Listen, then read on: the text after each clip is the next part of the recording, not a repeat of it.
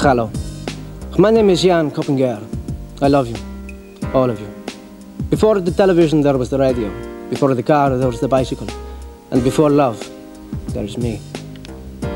Tonight, I will take your calls. Yes, here at this very desk, I will take your calls and reveal some of the secrets of love, which I have learned over many years of lovemaking. Yes. You can phone me and find out how it feels to be me, momentarily. So let's make that call. Whether you have a big problem or a small problem, let's phone me. Let's face it, there is lots of love out there to be spread around, but I just don't have the time, despite my best efforts. So call me. Let's face it, the ladies deserve it. Those poor ladies. I think Susan likes to play herself down a little too much. She's plenty of personality. It just needs a little welcome mat for visitors. Her look tells me she's been saving up for something. But I think we could combine a modern mix with some of the key looks for autumn. Maybe a polo neck, something to bring out her best features according to her personality. Raymond. Have you had your hair done recently? 2 weeks ago. I knew it! I knew it! Oh, there's very, very little that needs to be done here. You have a fabulous strength and a structure to your hair. Oh! All we need is a little air and a little bounce just to get the whole thing going. So let's do it.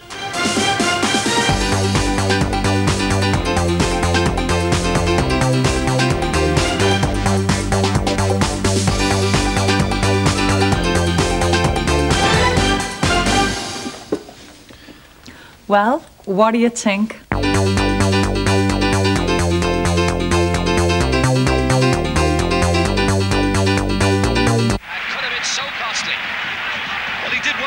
But it was just a nonchalant flick with the right foot. Dennis Irwin was clearly on. Should have played. I bet you 5 notes on who's going to win this. No. Got away with that. Okay, I bet you 5 notes. I don't know who's going to win this. No, I don't want to bet. I bet you do. 10 notes. Okay, doubles or quits. 20 notes. I don't want to bet.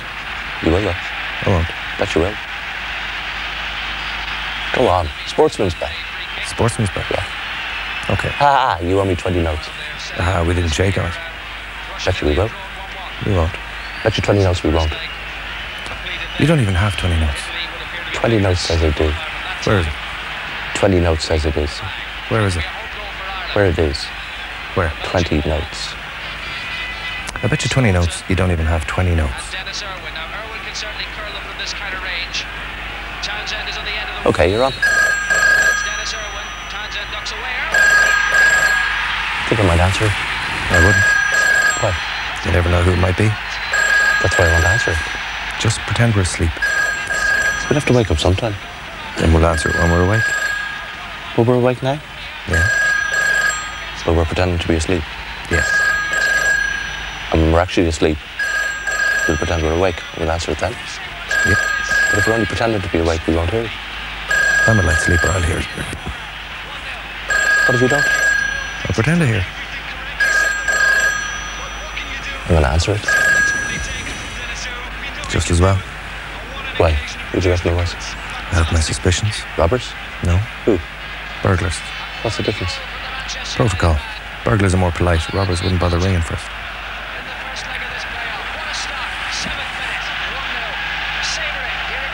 Bet you 20 notes I would.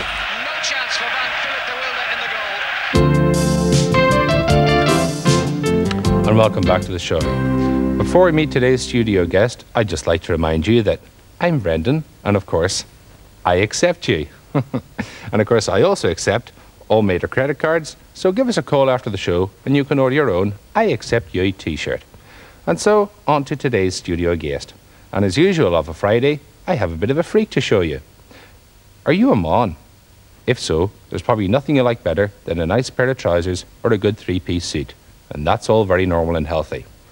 There are, however, some men out there who are so irredeemably warped, they'd rather wear a skirt than a shirt, and a pair of high heels than a pair of thigh-length waders or good heavy mountain boots. One such man, if you can call him that, is Frank. Frank, thanks for having the gall to come on the show. Well, thank you, Brendan. I just want people to know that there's no shame in cross-dressing. Hey, whatever you think yourself, but I guess you must have a lot of insults hurled at you, or people trying to physically injure you when you go into their place of work and ruin their day dressed like a great big weirdo. Well, not really. Actually, I just dress up as a woman to relax at the weekends. Ah, right, and that's how you get your thrill, is it? No, you see, it's not really a sexual thing at all. Sure, I suppose there must be great feelings of inadequacy and guilt associated with dressing like a thumping great girl, I suppose.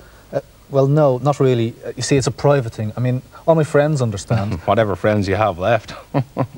Sure, I'm only kidding with you, Frank. Nobody knows better than me just how many whacked-out weirdos there are out there nowadays.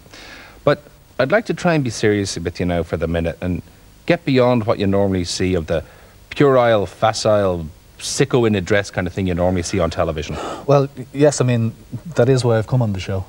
I think it's important not just to look at someone like you and just see the outer layer of the person. What I'd like to do is dig a little deeper and maybe find out what's beneath the surface. Frank, show us your knickers.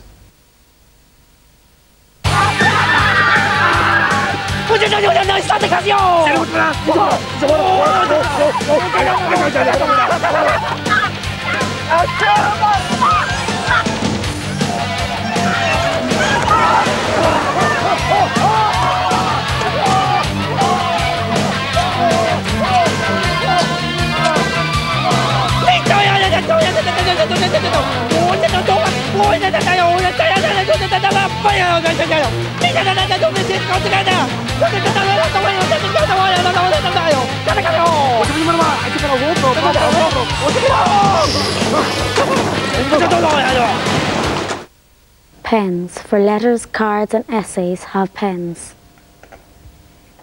Pens. They're a writing sensation. So incredibly lucky to be me. Hello, chaps, how are you? Hello, Harry. Have you met Tom Hopkin? This is Tom Hopkin. Harry, this is Tom Hopkin. How do you do, Tom? How do you do? I'm Tom Hopkin. Well, we're just strolling around this country here, me and Tom. You know, just looking out for certain things and certain people. Don't mean to interrupt you, but an amazing thing just happened. What's that? Amazing thing in this place? Oh, my word. I just had a romp in a field with a young lady. Quite sweet she was. You didn't really catch her name. Margaret, yeah, Margaret was her name. Margaret Hop something.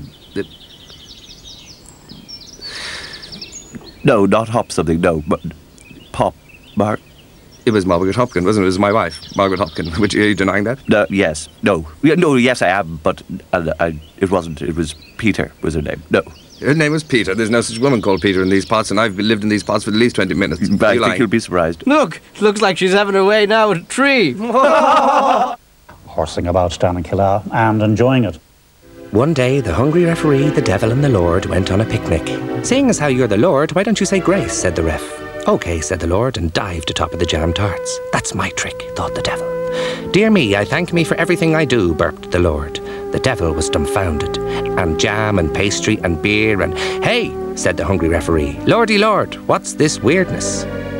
I work in mysterious ways, said the Lord. But what about me and the devil? What are we going to eat?